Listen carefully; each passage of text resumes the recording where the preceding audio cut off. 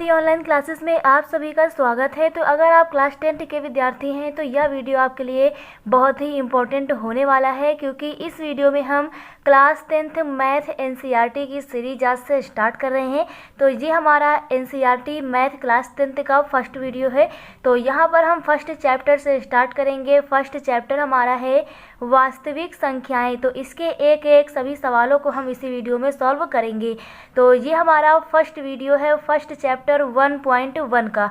तो 1.1 के सभी सवाल को इसमें हम लगाएंगे। तो सबसे पहले इस चैप्टर का थोड़ा सा इंट्रो देख लेते हैं। चैप्टर हमारा है वास्तविक संख्याएं। तो जान लेते हैं क्या होती हैं वास्तविक संख्याएं।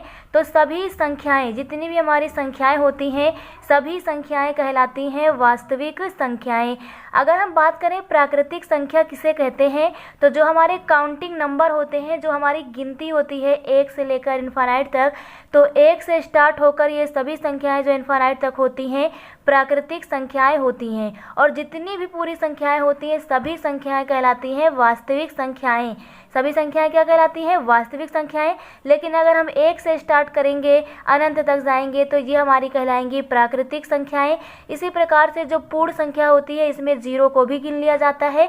तो 0 से लेकर 1, 2, 3 आगे अनंत तक जाएंगे तो ये हमारी पूर्ण संख्याएं कहलाएंगी। क्या कहलाएंगी? पूर्ण संख्याएं।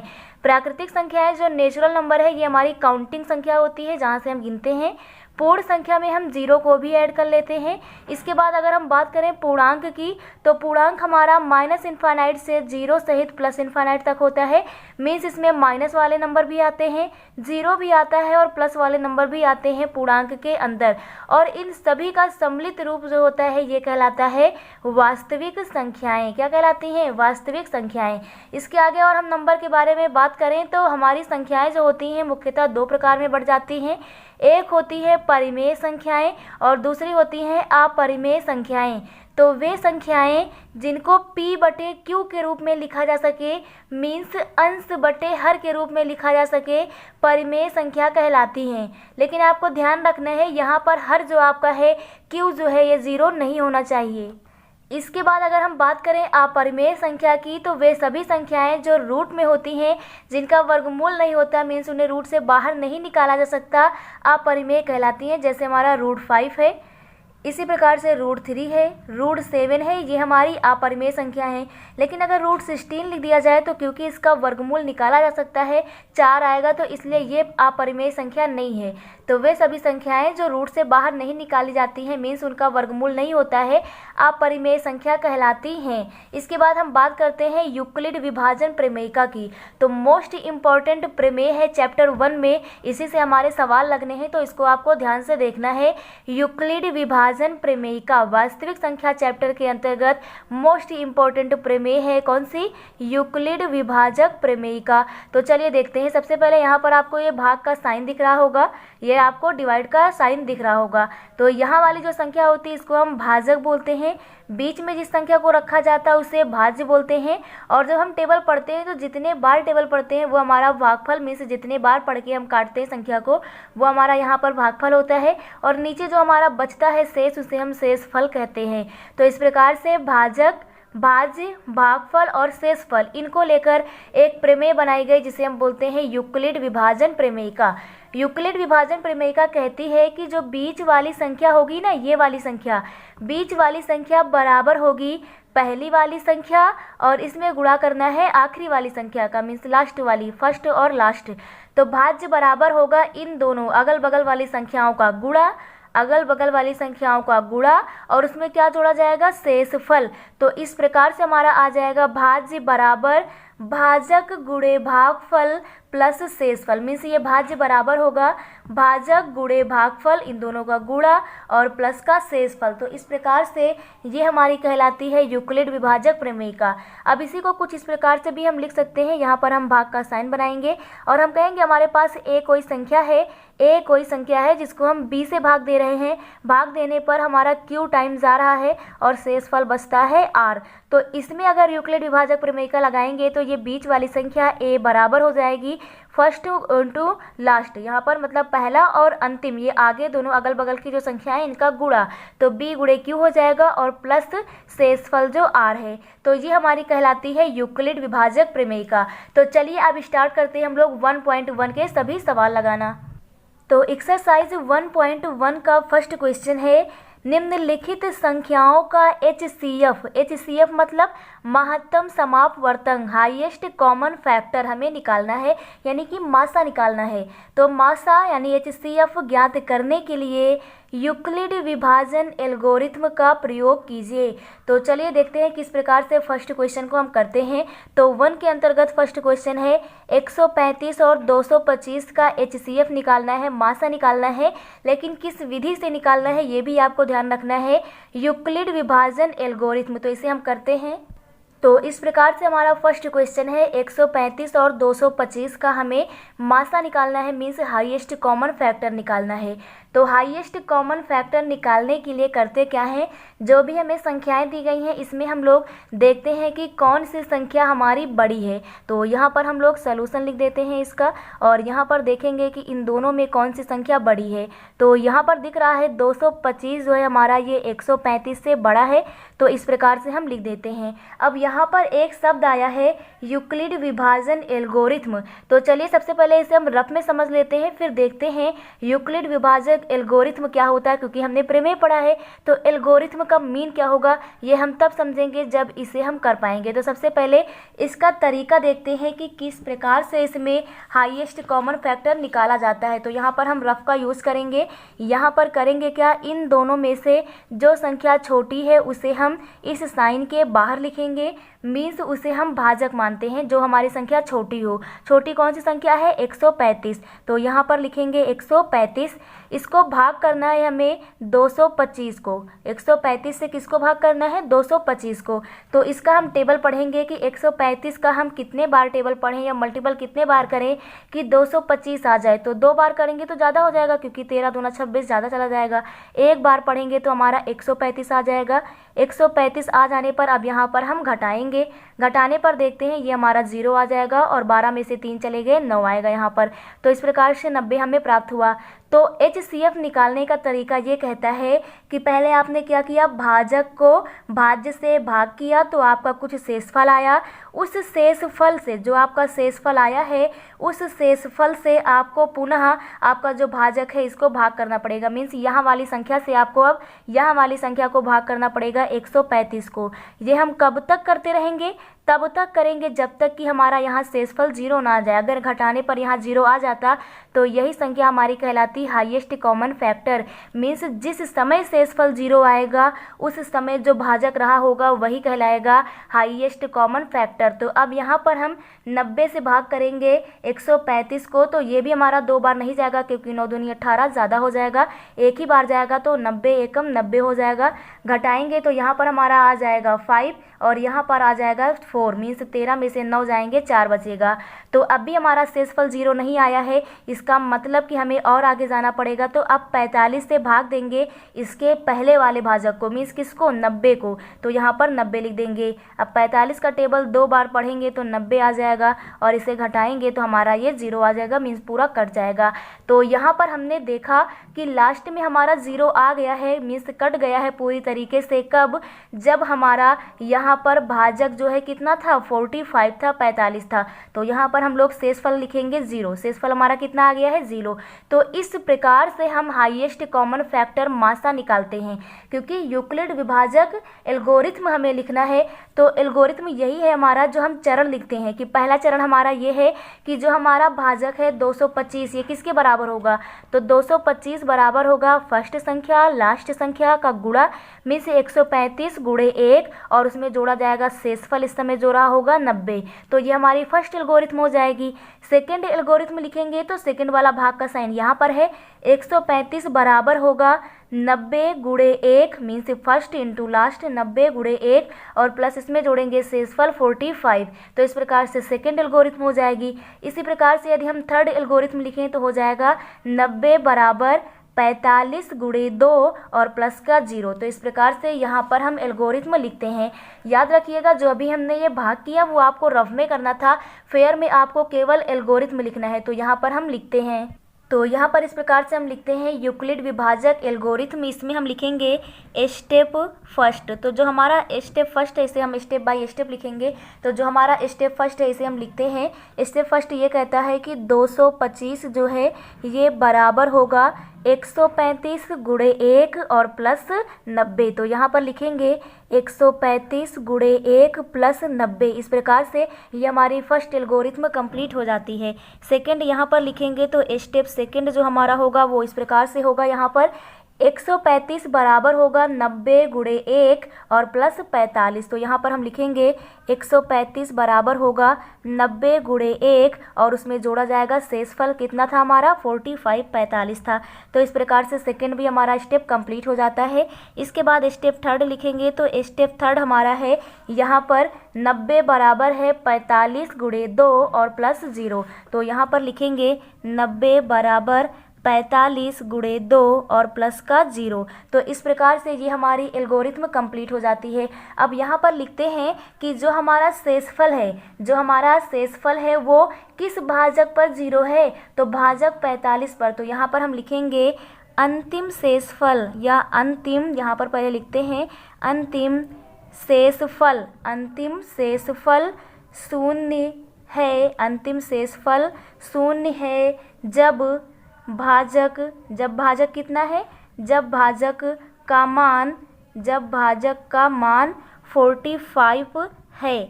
अतः यहाँ पर हम लिखेंगे HCF mean highest common factor जो है वो क्या हो जाएगा, 45 हो जाएगा, 45 हो जाएगा।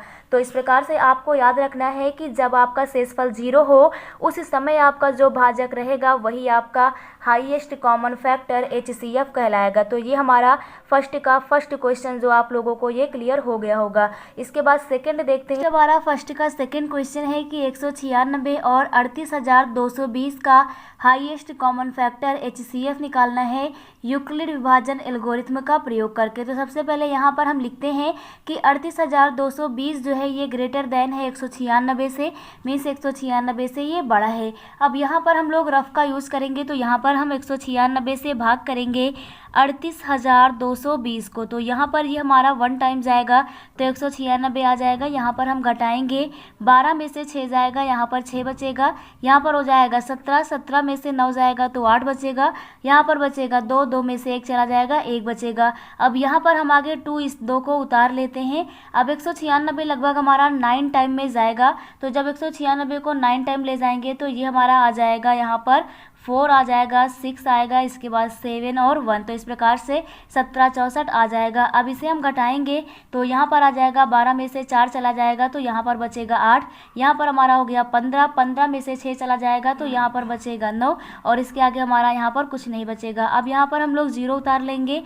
अब 196 से हम लोग डिवाइड करेंगे 980 को, तो ये हमारा 5 टाइम जाएगा। 196 से 980 को डिवाइड करेंगे तो 5 टाइम पे कितना आ जाएगा, 980 आ जाएगा और ये हमारा हो गया 0। तो क्योंकि इस क्वेश्चन में हमारा शेषफल यहाँ 0 आया है जब हमारा भाजक कितना था, जब हमारा भाजक 196 था, तो इसलिए यहाँ पर हाईएस्ट कॉमन फैक्टर क्या हो जाएगा, 196 हो जाएगा। तो यहाँ पर हम लोग लिखते हैं यूक्लिड विभाजन एल्गोरिथ्म से।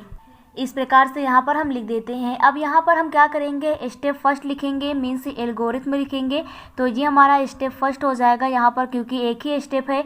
तो यहाँ पर जो बीच वाला होगा मीन्स 38,220 जो है ये बराबर होगा फर्स्ट इंटू लास्ट, मीन्स यहाँ पर जो हमारा भाजक है और भागफल है इनका गुणा करेंगे। तो 196 गुणे यहाँ पर कितना आ जाएगा, 195 और इसमें जोड़ना है शेषफल को। शेषफल कितना है, 0 है। तो क्योंकि यहाँ पर शेषफल जो है 0 है इसलिए इस समय जो हमारा भाजक होगा वही हाईएस्ट कॉमन फैक्टर मासा होगा, वो यहाँ पर हम लिखते हैं।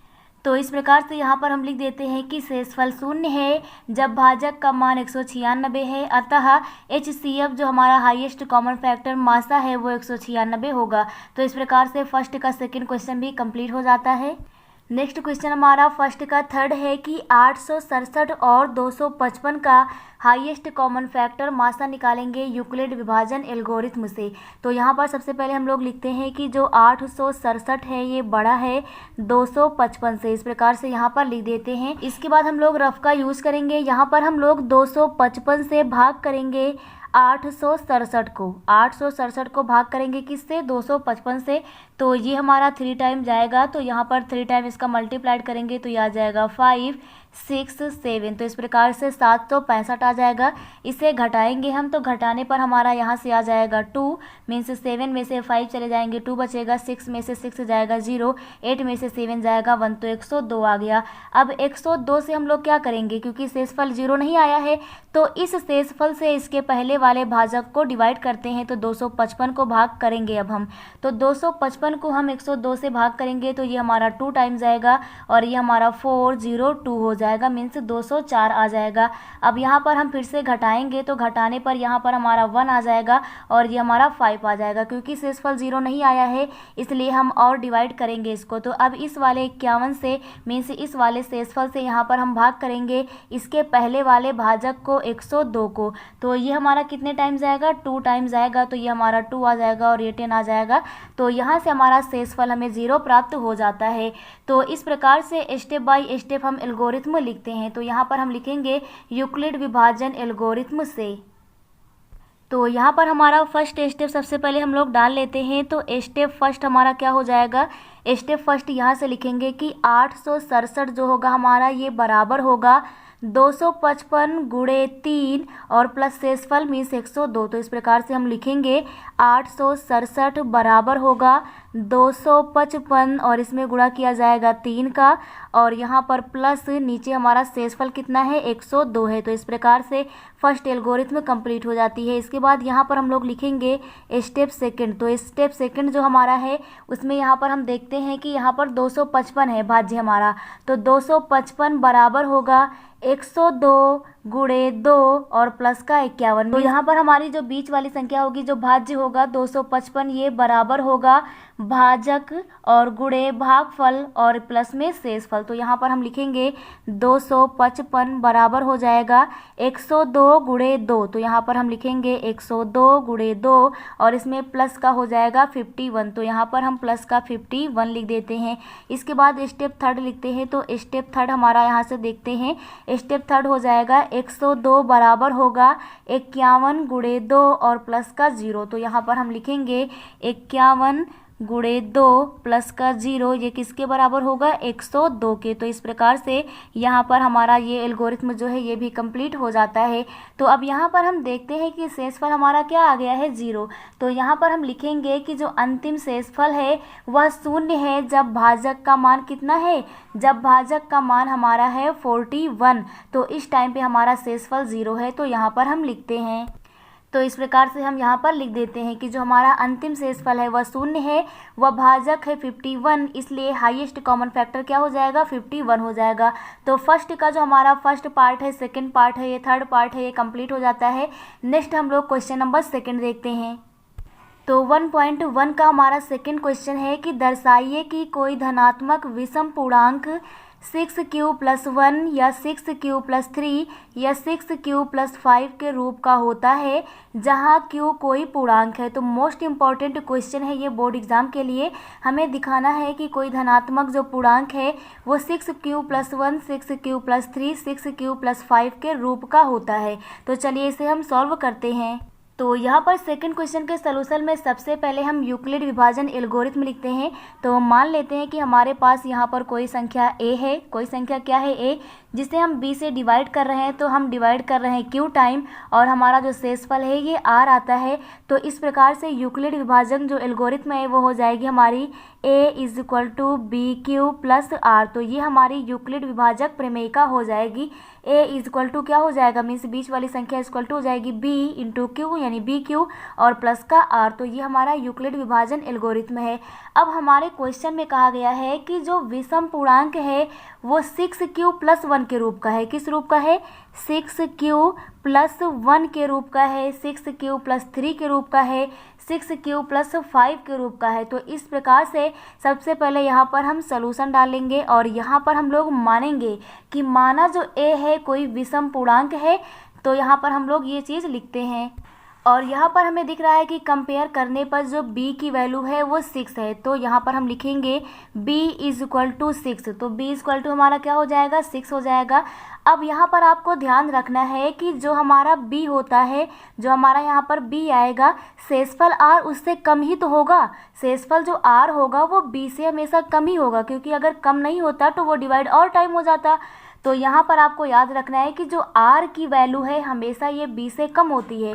तो अगर हमारा b 6 है तो r की वैल्यू क्या हो जाएगी, तो यहाँ पर हम लिखेंगे r इक्वल टू 0 हो सकता है, 1 हो सकता है, 2 हो सकता है, 3 हो सकता है, 4 हो सकता है, 5 हो सकता है, बस इसके आगे नहीं होगा, क्योंकि 6 नहीं हो सकता, क्योंकि b का मान कितना दिया गया है, 6 दिया गया है।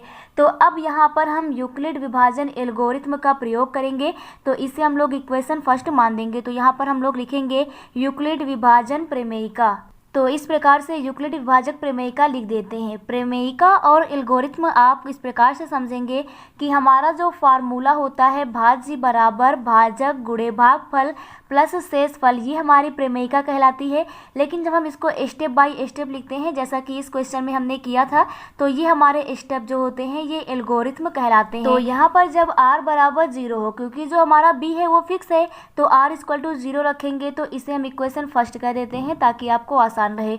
तो इक्वेशन फर्स्ट में हम वैल्यू पुट करेंगे, b की जगह हम 6 रखेंगे, r की जगह कितना रखेंगे, 0। तो यहाँ से हमें प्राप्त हो जाएगा a is equal to b की जगह 6 रखेंगे, तो 6q और प्लस r की जगह 0। कुल मिला के यहाँ से हमें मिला a is equal to 6q आ गया, तो इसे हम इक्वेशन कह देते हैं a। तो ये हमारा इक्वेशन a हो जाता है।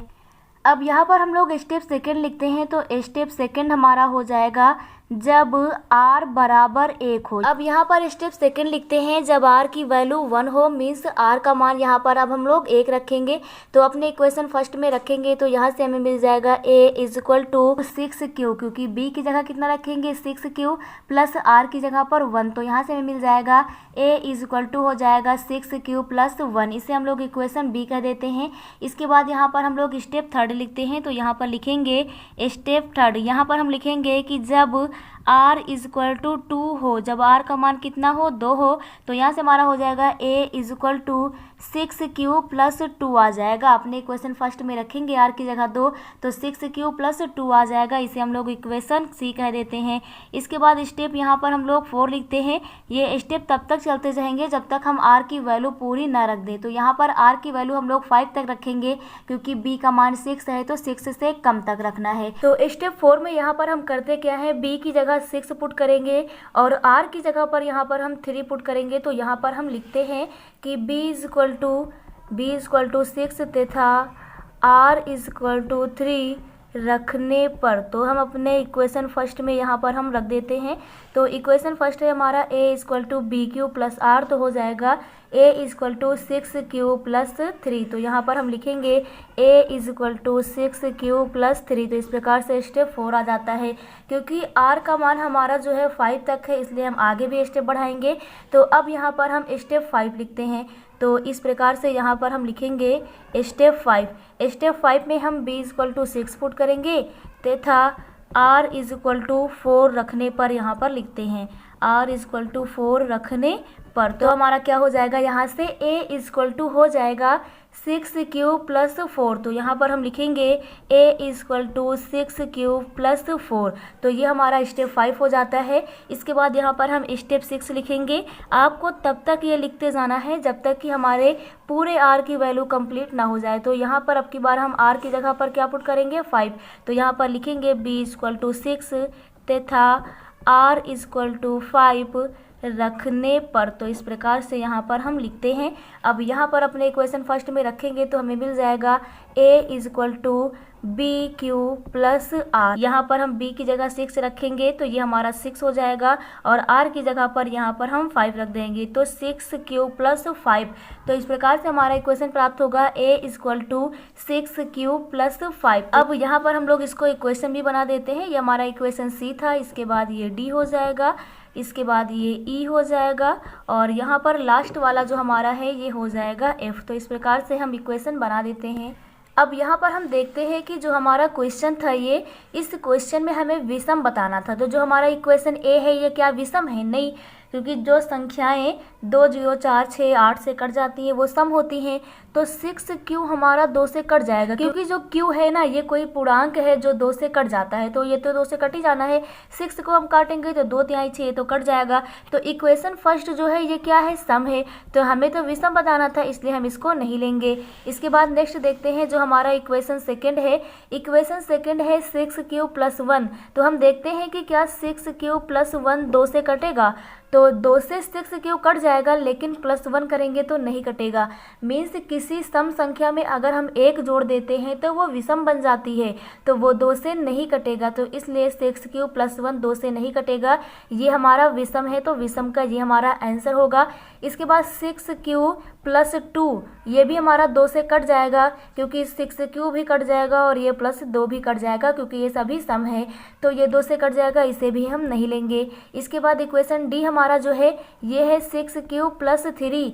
तो जब किसी सम संख्या में कोई विषम संख्या जोड़ी जाती है तो वो विषम बन जाता है। तो ये 2 से नहीं कटेगा, तो ये भी नहीं कटेगा, ये भी हमारा आंसर होगा। इसके बाद इक्वेशन डी, अब यहाँ सम में सम जोड़ा गया, यानी ये सम संख्या है, ये कट जाएगी, तो ये हमारा आंसर नहीं होगा। इसके बाद जो हमारा समीकरण एफ है ये भी हमारा विषम है, क्योंकि यहाँ पर क्या जोड़ा गया? विषम संख्या जोड़ी गई है 6q में, इसलिए ये विषम है। तो यहाँ पर हम आंसर में लिखेंगे समीकरण बी हमारा कौन सा?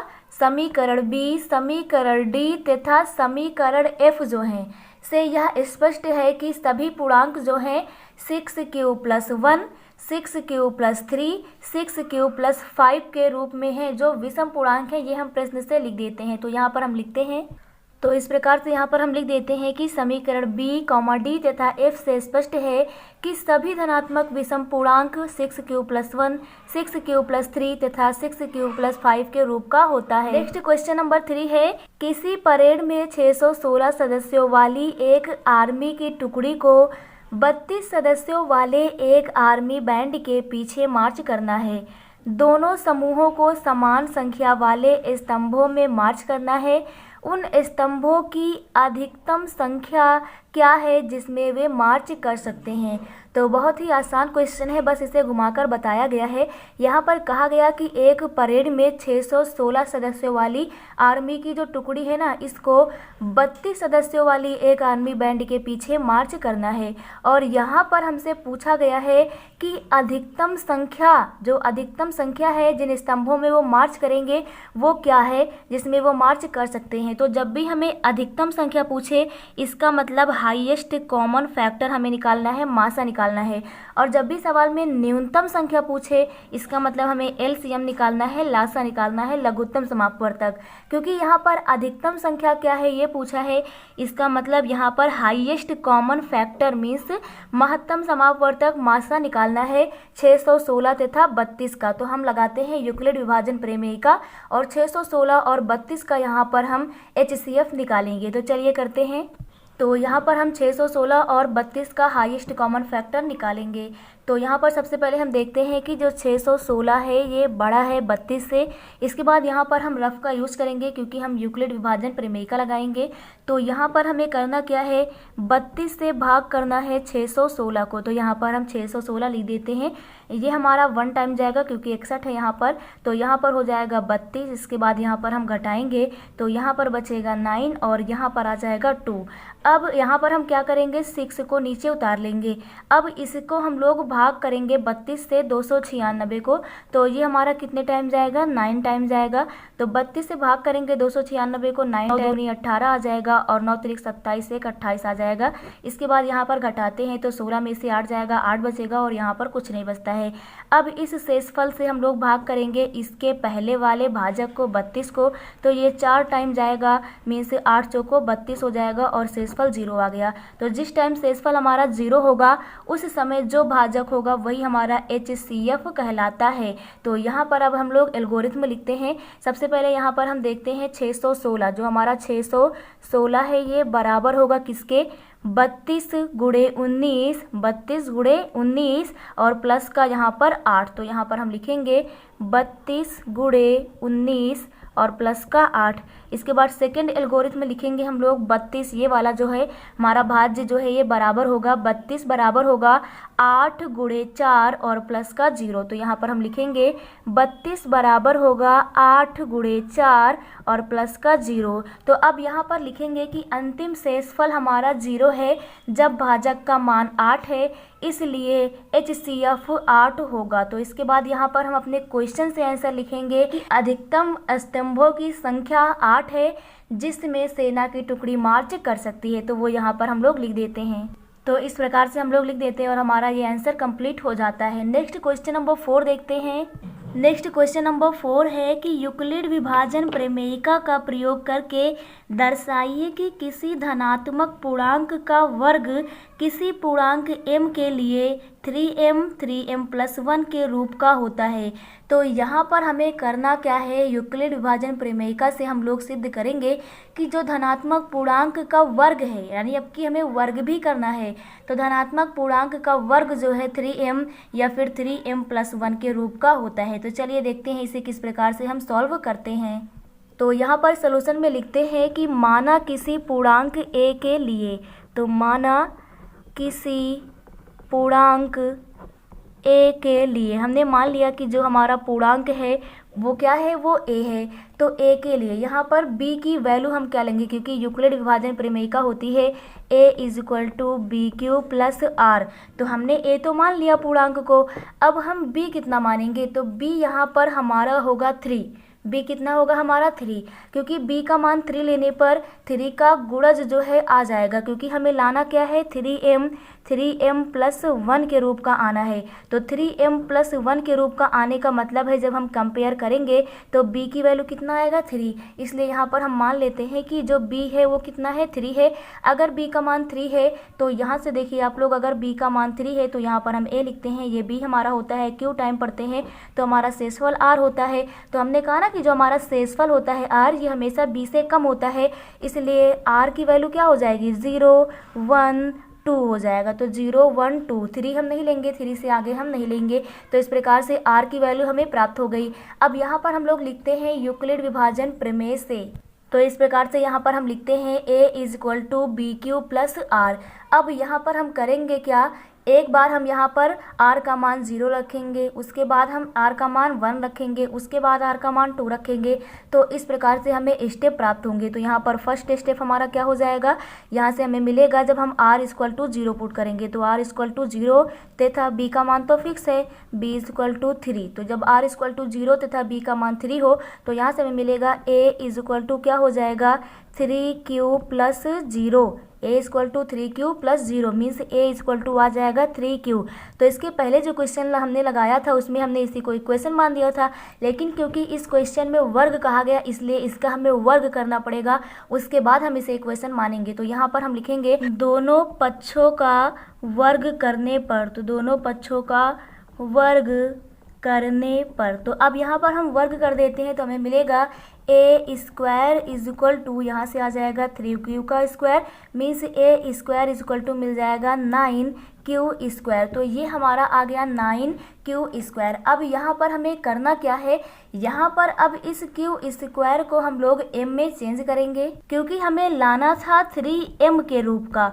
तो अब इसमें हम लोग 3 कॉमन लेंगे तो a² हो जाएगा 3 × 3q² और इस 3q² को हम लोग m मान देंगे। तो यहाँ से हमें मिलेगा a² = 3 और इसकी जगह पर हम रख देंगे m। तो ये 3m के रूप का आ गया, जहाँ पर हम लोग लिखेंगे कि m = है 3q²। तो इस प्रकार से ये हमें प्राप्त होगा इक्वेशन फर्स्ट। इसके बाद अब हम सेकेंड स्टेप में जाएंगे, r = 1 रखेंगे और b की जगह पर कितना रखेंगे 3 रखेंगे। तो यहाँ पर हम लोग लिखते हैं सेकेंड स्टेप कि r = 1 तथा b इज इक्वल टू 3। जब r की जगह पर 1 रखेंगे, b की जगह 3 रखेंगे, तो अपने इक्वेशन हम यहाँ देखते हैं यूक्लिड विभाजन प्रमेयिका से a इज इक्वल टू आ जाएगा यहाँ पर हमारा 3q प्लस 1। तो यहाँ पर हम लोग लिखते हैं a is equal to 3q plus 1। अब ये हमारा समीकरण नहीं बनेगा क्योंकि इसका भी हमें वर्ग करना है। फिर से यहाँ पर हम लिखते हैं दोनों पक्षों का वर्ग करने पर। तो दोनों पक्षों का वर्ग करने पर यहाँ पर हम दोनों साइड पे स्क्वायर कर देते हैं। तो यहाँ से आ जाएगा हमारा a स्क्वायर इक्वल टू, ये हो जाएगा 3q प्लस 1 का होल स्क्वायर। अब यहाँ पर हम फार्मूला लगाएंगे तो ये a स्क्वायर इक्वल टू हो जाएगा, ये a प्लस b का होल स्क्वायर के रूप का है। तो फार्मूला हमारा होता है a प्लस b का whole square equal to a square plus b square plus 2ab। तो हमारा फार्मूला होता है a square plus b square plus 2ab। तो इस प्रकार से यहाँ पर हम मान रखेंगे तो हमारा आ जाएगा 3q का whole square means a square plus b square plus 2ab। इस प्रकार से अब इसे हम सॉल्व करेंगे तो a स्क्वायर इक्वल टू आ जाएगा 3q की जगह पर ये 9 हो जाएगा, 3 त्रिका 9, तो 9q स्क्वायर हो जाएगा प्लस ये 1 हो जाएगा प्लस ये 3 दूनी 6q हो जाएगा। अब यहाँ से मिलेगा a स्क्वायर इक्वल टू ये हो जाएगा 9q स्क्वायर प्लस 6q और ये प्लस 1। इस प्रकार से लिख देते हैं। अब यहाँ पर हम लोग करेंगे क्या, यहाँ 3 कॉमन लेंगे क्योंकि 3m प्लस 1 के रूप का लाना है। तो 3 कॉमन लेंगे तो यहाँ से आ जाएगा a स्क्वायर इक्वल टू, इन दोनों में 3 कॉमन लेंगे, पीछे 1 तो हमें दिख रहा है, तो यहाँ 3 कॉमन लेंगे तो हो जाएगा ये 3 हो जाएगा q स्क्वायर और प्लस 2q आ जाएगा और ये बाहर 1 आ जाएगा। अब इस पूरे की जगह पर हम m मान लेंगे तो यहाँ से हमें मिल जाएगा a square equal to 3m plus 1 और आगे यहाँ पर हम लोग लिख देते हैं जहाँ पर 3q square plus 2q is equal to है m के, ये हमने मान लिया है। तो ये हमारा हो जाएगा इक्वेशन सेकंड। इसके बाद आगे बढ़ाएंगे, r की जगह पर अब की हम रखेंगे 2 मीन्स r की वैल्यू हम रखेंगे 2 तथा b का मान कितना रखेंगे, b का मान हम लोग रखेंगे 3। इसी समीकरण में रखते हैं तो यहाँ से हमें मिलेगा a is equal to 3q plus 2। तो ये हम लोग रख देते हैं। तो इस प्रकार से हमारा मिल जाएगा a is equal to 3q plus 2। अब फिर से यहाँ लिखेंगे दोनों पक्षों का वर्ग करने पर। अब यहाँ पर हम लोग वर्ग कर देते हैं तो हो जाएगा a स्क्वायर इक्वल टू ये हो जाएगा 3q प्लस 2 का होल स्क्वायर। तो यहाँ से हमें मिलेगा a square is equal to ये हो जाएगा a स्क्वायर प्लस का b स्क्वायर प्लस 2ab। इस प्रकार से ये हो जाएगा। अब यहाँ पर लिखेंगे a स्क्वायर इक्वल टू ये हमारा हो जाएगा 3 इंटू 3q स्क्वायर मीन्स 3 2 बार लिख देते हैं हम लोग क्योंकि 3 हमें कॉमन लेना है, प्लस ये 2 दूनी 4 हो जाएगा और प्लस ये हो जाएगा 3 इंटू 2 2 ज़ा 4 मीन्स 2 दूनी 4 और q ये हो जाएगा। अब यहाँ पर हम करेंगे क्या, इसे लिखेंगे a स्क्वायर इक्वल टू ये हमारा 3 into 3q square plus 3 into 4q और प्लस इस 4 को हम लोग तोड़ेंगे 3 प्लस 1 में क्योंकि हमें 3m प्लस 1 का ही रूप का लाना है, इससे आगे नहीं जाना है। तो इस प्रकार से हम लिख देते हैं इस 4 की जगह पर 3 प्लस 1 मीन्स 3 प्लस 1 4 हो जाएगा। अब यहाँ पर हम लोग 3 कॉमन लेंगे तो a square equal to 3 common लेंगे तो ये हो जाएगा 3q स्क्वायर प्लस 4q, यहाँ से 3 चला जाएगा तो 4q बचेगा और प्लस का ये 1 बचेगा क्योंकि यहाँ से 3 गया है, ब्रैकेट बंद कर देंगे, ब्रैकेट के बाहर ये वाला हमारा 1 आ जाएगा। तो यहाँ से हमें मिलेगा a स्क्वायर इक्वल टू 3, इस पूरे को m मान लेंगे 3m प्लस 1। अब यहाँ पर लिखेंगे जहाँ 3q square plus 4q plus 1 ये बराबर है m के। तो इस प्रकार से ये हमारा इक्वेशन थर्ड आ जाता है। तो इस प्रकार से जो हमारा इक्वेशन थर्ड है, सेकंड है तथा इसके बाद जो हमारा इक्वेशन 1 है, इन तीनों से स्पष्ट है कि जो पूर्णांक है वो हमारा 3m या 3m प्लस 1 के रूप का होता है जब धनात्मक पूर्णांक का वर्ग किया जाता है। तो इस प्रकार से आंसर में हम लोग लिखते हैं। तो ये हम लोग क्वेश्चन से लिखते हैं कि समीकरण 1, 2 तथा 3 से स्पष्ट है कि किसी धनात्मक पूर्णांक का वर्ग 3m या 3m प्लस 1 के रूप का होता है। नेक्स्ट क्वेश्चन नंबर 5 देखते हैं। क्वेश्चन नंबर 5 है, यूक्लिड विभाजन प्रमेयिका का प्रयोग करके दर्शाइए कि किसी धनात्मक पूर्णांक का घन 9m 9m+1 या 9m+8 के रूप का होता है। तो ये भी क्वेश्चन हमारा उसी प्रकार ही है, बस यहाँ पर आपको ध्यान रखना है, हमें क्यूब करना पड़ेगा, हमें घन करना पड़ेगा। तो चलिए देखते हैं किस प्रकार से इसे हम सॉल्व करते हैं। तो यहाँ पर सॉल्यूशन में लिखते हैं कि माना कोई धनात्मक पूर्णांक ए है। माना कोई धनात्मक पूर्णांक ए है। यहाँ पर b की वैल्यू हम लोग 3 लेंगे। b की वैल्यू क्योंकि क्वेश्चन में कहा गया है 9m 9m+1 9m+8 के रूप का लाना है, तो हम 9 भी ले सकते थे, पर उससे हमारा क्वेश्चन बहुत बढ़ जाएगा, क्योंकि अगर b का मान 9 लेंगे तो r की वैल्यू 0 1 2 3 4 5 6 7 8 इतना लंबा हमें जाना पड़ेगा, और हमें घन भी करना है, क्यूब भी करना है। तो b की वैल्यू हम 3 लेंगे, क्योंकि 3 जो है 9 का मल्टीपल है, तो यहाँ से r की वैल्यू हमें कम निकालनी पड़ेगी, मीन्स 0 1 और 2 आ जाएगा। तो इस प्रकार से उस रूप का हमें प्राप्त हो जाएगा। तो यहाँ पर b = कितना रखेंगे, हम 3 रखेंगे, r की वैल्यू 0 1 2। अब यहाँ पर हम यूक्लिड विभाजन प्रमेयिका लिखते हैं a = bq + r। तो इस प्रकार से लिख देते हैं। इसके बाद यहाँ पर हम इक्वेशन अपना फर्स्ट बनाने के लिए नंबर फर्स्ट डालते हैं स्टेप के लिए। यहाँ पर हम पुट करेंगे b = 3 और r = 0। तो यहाँ पर लिखेंगे b = 3 तथा r = 0। तो जब हम r की जगह 0 रखेंगे तो यहाँ पर हमें मिलेगा a = ये हो जाएगा 3q और ये प्लस का हो जाएगा यहाँ पर 0। तो ये हमें मिल जाएगा a = 3q। अब इसका हमें करना पड़ेगा क्यूब, इसका हमें घन करना पड़ेगा। तो यहाँ पर हम लिखेंगे दोनों पक्षों का घन करने पर। तो यहाँ पर हम घन करेंगे तो हो जाएगा a³ = 3q का क्यूब हो जाएगा। a³ क्या हो जाएगा, 3q का क्यूब। तो यहाँ से हो जाएगा a³ 3 3 का 9 3 27, क्योंकि क्यूब करना है 27 आ जाएगा और क्यूब आ जाएगा। हमें लाना किस रूप में था, 9m के रूप का लाना था। तो 9 हम यहाँ पर कॉमन लेंगे तो मिलेगा a³ 9 कॉमन ले लेंगे तो अंदर कितना बचेगा, 9 3 27 में से 3q³ बचेगा। तो यहाँ पर हम लिखेंगे a³ 9 और इस पूरे को मान देंगे m, तो हो जाएगा 9m। जहाँ पर हम लिखेंगे, जहाँ 3q³ m हमने पुट किया है, तो ये हमारा इक्वेशन फर्स्ट हमें प्राप्त हो जाता है। अब इसी प्रकार से हम अपने समीकरण a = bq + r में b की जगह 3 और r की जगह 1 रखेंगे। तो यहाँ पर हमारा सेकेंड स्टेप हो जाएगा b = 3 तथा r = 1। जब b के मान 3 रखेंगे, r का मान 1 रखेंगे, तो यहाँ से हमें मिलेगा a = 3q + 1। इसके बाद यहाँ पर लिखेंगे दोनों पक्षों का घन करने पर। तब जब घन करेंगे तो हमारा आ जाएगा a³ = 3q + 1 का होल क्यूब। तो इस प्रकार से प्राप्त हमें हो जाएगा। अब यहाँ पर इसका हमें क्यूब भी करना है, तो ये हो जाएगा a³ ये हो जाएगा a³ + b³ + 3ab ब्रैकेट में a + b, ये हमारा फार्मूला होता है।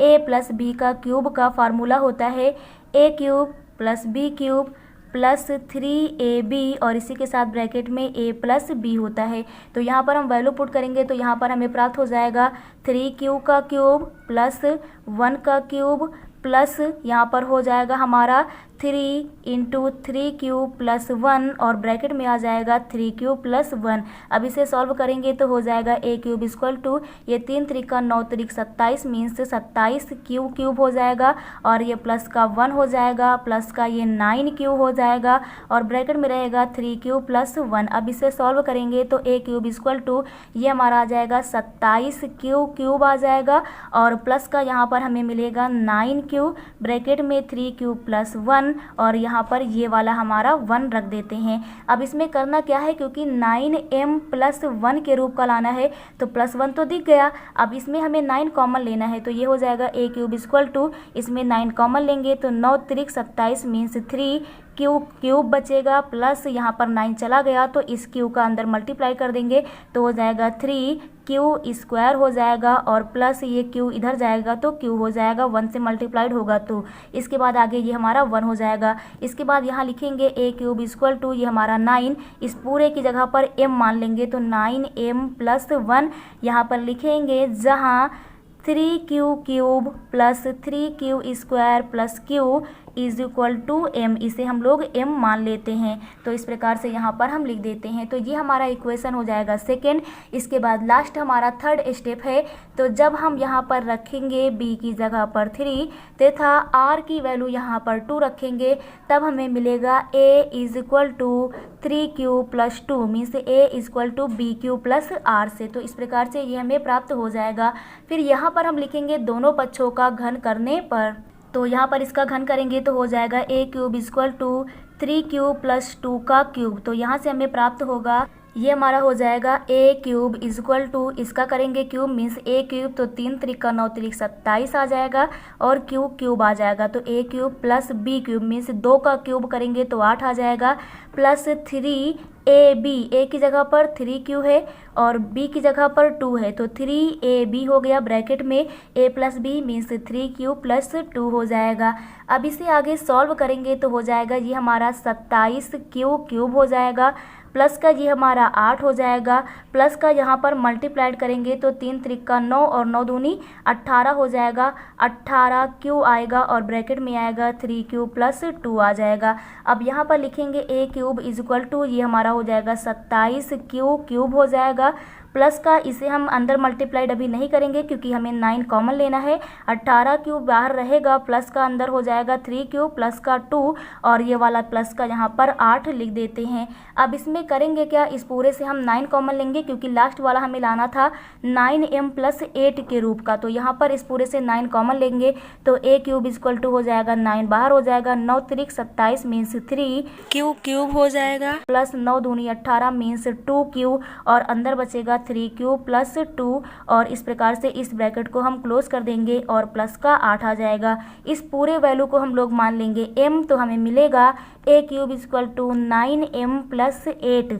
यहाँ पर हम लिखेंगे जहाँ 3q cube plus 2q bracket में 3q plus 2 is equal to m। अब यहाँ पर ये हमारा इक्वेशन नंबर थर्ड हो जाएगा। यहाँ पर हम आंसर में लिखते हैं कि समीकरण 1, 2 व 3 से स्पष्ट है कि किसी धनात्मक पूर्णांक का जो घन होता है वो 9m प्लस 1 9m प्लस 8 के रूप का होता है। तो वो यहाँ पर लिखते हैं। तो इस प्रकार से हम लिख देते हैं कि समीकरण 1, 2 तथा 3 से स्पष्ट है कि किसी धनात्मक पूर्णांक का घन 9m प्लस 1 तथा 9m प्लस 8 के रूप का होता है। तो इस प्रकार से एक्सरसाइज हमारी जो 1.1 है ये कंप्लीट हो जाती है। तो आप लोगों को क्लास 10th मैथ के अंतर्गत 1.1 क्लियर हो गया होगा। नेक्स्ट वीडियो में हम लोग 1.2 देखेंगे। तो ये हमारी मैथ की सीरीज स्टार्ट हो गई है। Thank you.